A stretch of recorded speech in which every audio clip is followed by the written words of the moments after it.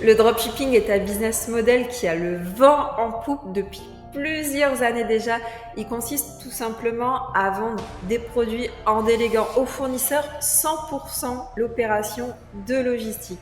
Mais attention, le dropshipping est loin de tenir toutes ses promesses. Au contraire, il a déjà déçu bon nombre d'e-commerçants. Donc dans cette vidéo, on vous dévoile tous les mensonges autour du dropshipping.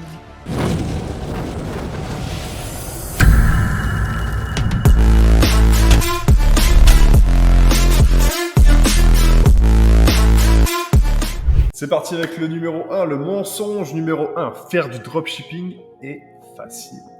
C'est faux, archi faux. Le dropshipping demande beaucoup de travail. Il demande de trouver un produit gagnant, de contacter des fournisseurs, se démarquer et s'aligner sur les prix des concurrents, créer et lancer un site internet, envoyer de la pub et gérer du SAV. Beaucoup de SAV dans le dropshipping. Avec le dropshipping, il faut tout recommencer tous les 3 mois. On vous dit tout à l'heure parce que c'est pas ce qu'on le recommande. Tout ce qu'on veut, tout ce qu'on a vu là, tout ce que je t'ai dit là, en fait, tu vas pouvoir le faire une fois et une seule fois pour ensuite avoir une marque sur le long terme. Mensonge numéro 2, le dropshipping permet de devenir richissime. Attention, détrompe-toi, le dropshipping, c'est pas la poule aux œufs d'or qui permet de devenir millionnaire du jour au lendemain. Oui, ça fait de l'argent, oui, mais par contre, c'est pas pérenne. D'ailleurs, seulement un dropshipper sur 10 arrive à être rentable la première année et encore moins parviennent à devenir réellement riches en vendant des breloques sur le net. Autre point important, les marges bénéficiaires qui sont plus faibles parce que en dropshipping, tu achètes au fournisseur directement produit par produit et du coup, ça te coûte plus cher. Mensonge numéro 3, les dropshippers gagnent des revenus rapidement. C'est faux quand on démarre. Ça peut être vrai si on a déjà de l'expérience dans le dropshipping de plusieurs années, mais c'est archi faux quand on n'a aucune expérience. Ce n'est pas vrai. Les dropshippers doivent lancer beaucoup de sites, essayer beaucoup de produits avant de trouver le produit qui fonctionnera et qui leur générera des revenus. Ils perdent beaucoup de temps et surtout beaucoup d'argent parce qu'ils démarrent directement avec des tactiques de marketing payant. Et le problème de ça, c'est que quand on n'a pas d'expérience et qu'on touche au marketing payant, on peut vite cramer notre argent malheureusement. Exactement. D'ailleurs, mensonge numéro 4 avec le dropshipping, tu peux acquérir une liberté financière. Clairement, c'est une promesse qui est fausse. Attention, les dropshippers doivent changer de produit et créer des nouveaux sites tous les 3 mois environ. Donc déjà là, c'est pas stable. Tous les 3 mois, on recommence. Ils ne peuvent en aucun cas pérenniser leur business et n'ont aucune garantie que leur prochain site sera rentable. C'est pire que le salariat. J'appelle ça moi la rat race du dropshipper. C'est-à-dire qu'on fait tous les 3 mois toujours la même chose. On est dans une roue, on recommence. En aucun cas on travaille sur notre business. On travaille dans un business pour que le business nous paye le loyer et nos charges, etc. Mais en aucun cas on crée un système. À travers la marque Site Lancé, la chaîne YouTube Site Lancé, à travers notre accompagnement, notre mentoring, tout ce qu'on fait, c'est qu'on crée avec les personnes qui ont l'envie de créer de véritables marques e-commerce sur le long terme, pérennes, rentables, c'est le minimum. Mensonge numéro 5, vous trouverez facilement des fournisseurs fiables et sérieux. Alors déjà que quand on crée une vraie marque e-commerce, c'est compliqué de trouver des fournisseurs qui sont fiables et sérieux. Alors dans le dropshipping, c'est clair, c'est encore pire. La plupart des dropshippers, ils se fournissent chez AliExpress. Ils se font pas chier, ils vont directement sur AliExpress. C'est de la daube. Va voir la vidéo, j'ai fait une vidéo là-dessus. Ne fais surtout pas ça. Sauf si tu es un scammer, un arnaqueur, tu veux pas mettre le client au cœur de ton business, tu peux faire ça. Et dans ce cas-là, je t'invite à quitter la chaîne sur le champ. Mais si tu veux faire quelque chose de long-termiste, quelque chose où tu mets ton client au cœur de ton business, n'achète surtout pas de produits sur AliExpress pour le professionnel, j'entends. Pour revendre. À AliExpress, il y a plein de vendeurs qui sont peu scrupuleux et ne pensent qu'à faire du CA au détriment de leurs clients. Un jour, le produit sera qualitatif, le lendemain, mauvaise qualité de produit. Satisfaction client, fermeture boutique, aïe aïe aïe. Mensonge numéro 6. Tu n'as pas besoin d'assurer le service client. Les dropshippers doivent en permanence travailler pour gérer les réclamations, les retours, etc.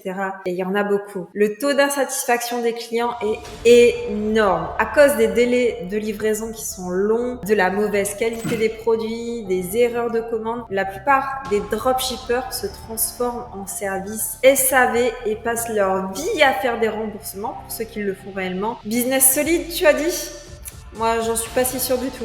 Ça me fait le pont avec le mensonge numéro 7, le fait de fidéliser ses clients grâce au dropshipping. Fidéliser avec le dropshipping, j'y crois pas. Et d'après les chiffres que j'ai vus, c'est pas moi qui le dis, c'est des chiffres des dropshippers, ils ont 5% de fidélisation max. C'est-à-dire qu'un client sur 20 sera fidélisé. C'est très très peu. En sachant que nous, les étudiants, on leur dit que minimum, ils doivent fidéliser un client sur 3. Donc d'un côté, on a 1 sur 20. D'un côté, on a 1 sur 3. Là, imagine, tu as 3 clients qui arrivent, tu en as un qui va commander tous les mois.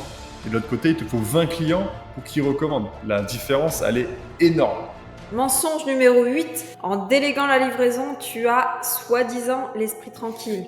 Tu as en fait aucun contrôle sur les livraisons, aucune marge d'action. Les dropshippers deviennent alors complètement dépendants des fournisseurs. Ces fournisseurs, en fait, ils se soucient pas du tout. Ce qu'on préconise, c'est de commencer la logistique soi-même, à la maison. Souviens-toi, nous, quand on avait démarré en 2015, on travaillait toute la journée et c'est Laura qui faisait les colis. Démarré par toi qui les faisais, ensuite c'était moi, ensuite on l'a délégué du coup à Audrey. C'est ça.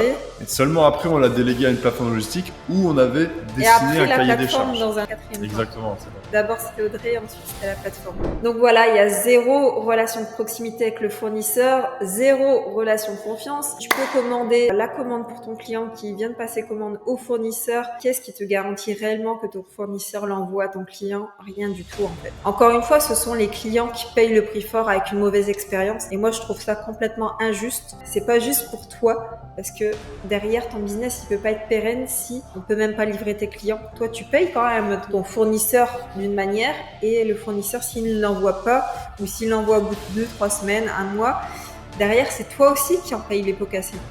Regarde Baptiste dans la formation, dans l'accompagnement, il me disait qu'avant, quand il était en dropshipping, 10% de ses clients, il devait les rembourser parce qu'ils n'étaient pas livrés dans les 30 jours. Parce qu'en France, tu as obligation de livrer ton client dans les 30 jours maximum. Déjà 30 jours, c'est énorme. Et 10%, une commande sur 10 n'était pas livrée en temps et en heure. Et du coup, ils remboursaient. Donc 10% de perte sèche. Mensonge numéro 9, c'est le fait de créer un site de dropshipping soit à la portée de tous et un site qui a du succès.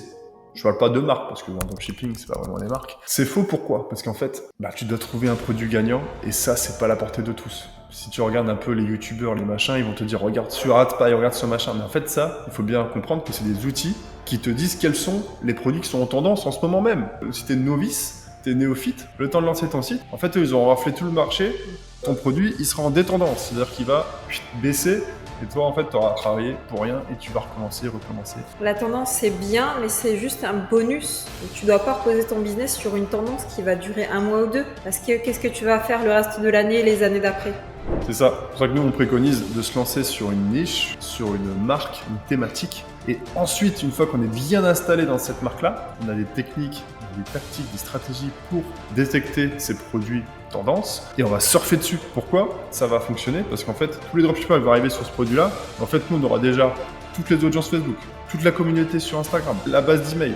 En fait, on va faire un seul mail et tout le monde va venir chez nous parce qu'en fait, ils vont voir aussi que notre marque existe depuis plusieurs mois, plusieurs années et en fait, on va exploser. Cette stratégie-là qu'on a appliquée et qui fonctionne pour nous et qui fonctionnera aussi pour toi. Et en tout cas, c'est ça qui fonctionne maintenant et plus le dropshipping parce qu'en fait, lancer un site, ça demande des compétences techniques. Et si tu dois le refaire tous les 3 mois, ça sert à rien. Fais-le une fois et garde ton site. Nous, en fait, les refontes de site, c'est pas avant 3 ans. Une fois qu'on a lancé un site, on va peut-être le refondre graphiquement, etc., le branding, mais 3 ans après, pas avant, ça sert à rien.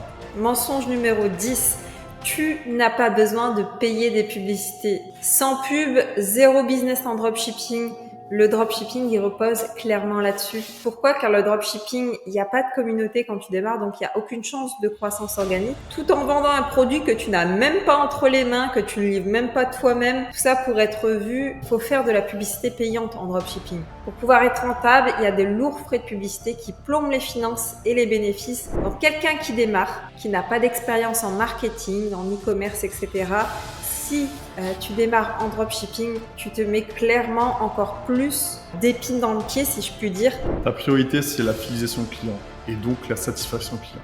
quand tu rentres un client, tu dois tout mettre en ordre pour le fidéliser. C'est-à-dire qu'il partage l'expérience d'unboxing sur ses réseaux. Sur Instagram, s'il y a 500 abonnés, tu dois vouloir qu'il partage ton unboxing sur Instagram pour toucher un maximum de personnes. Tu dois vouloir qu'il te recommande ta propre marque à ses 3 meilleurs amis. Tu dois vouloir qu'il recommande le mois prochain. Et tout ça, c'est possible uniquement avec une vraie marque, en vendant des produits de qualité, en étant brandé et en faisant les choses proprement. Si tu veux en savoir plus, clique dans le lien de la description. On t'offre avec Laura nos 7 meilleurs conseils. En 2015, on s'est lancé dans l'e-commerce. Malheureusement, on n'a pas trouvé les informations qu'on aurait aimé avoir. Et là, on les partage aujourd'hui gratuitement. Récupère nos 7 meilleurs conseils en cliquant dans la description. Et nous, on te dit à tout de suite dans la prochaine vidéo. Ciao! Ciao!